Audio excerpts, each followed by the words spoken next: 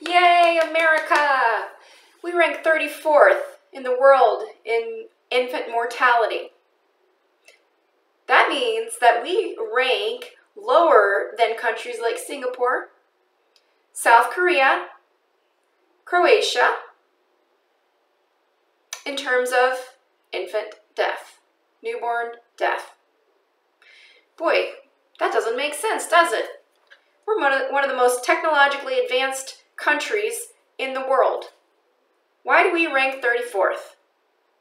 Well, probably along the same lines as we rank 37th in the world of overall health, because we've forgotten what it's like to be a society that lives the way that God created us.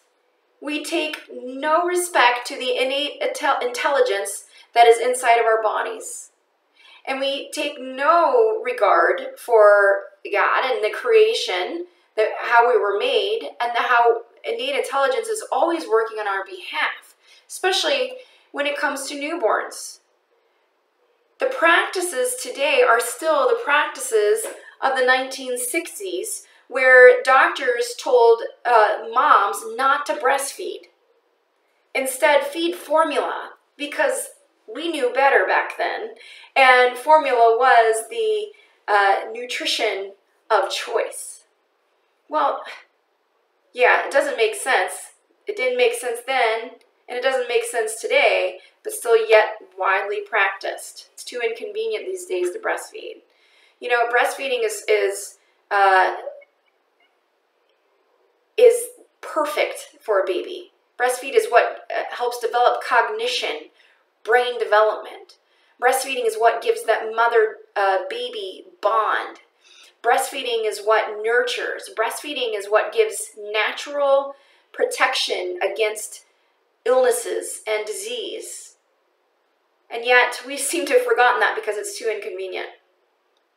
Did you know that a baby's immune, we have no idea, actually, what the immune system does until day 28. So at day 28, when a baby is born, that's when their immune system actually turns on for the first time. It's not even fully functioning then, but that's when it's turned on. All the research, all the time up to that, research has no idea what the immune function does. And all the manuals that you learn, whether you're in chiropractic school or you're in medical school, day 28, that's what you learn.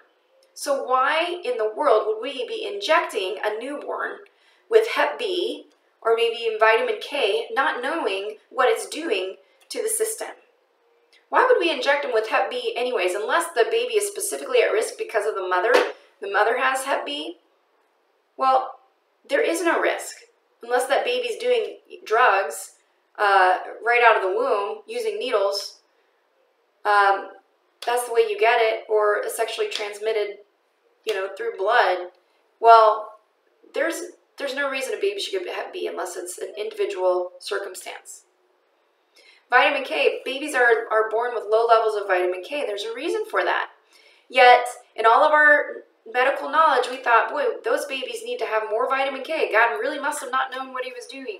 So we want to prevent hemorrhaging, so let's give them 20,000 grams of synthetic vitamin K along with additives like aluminum.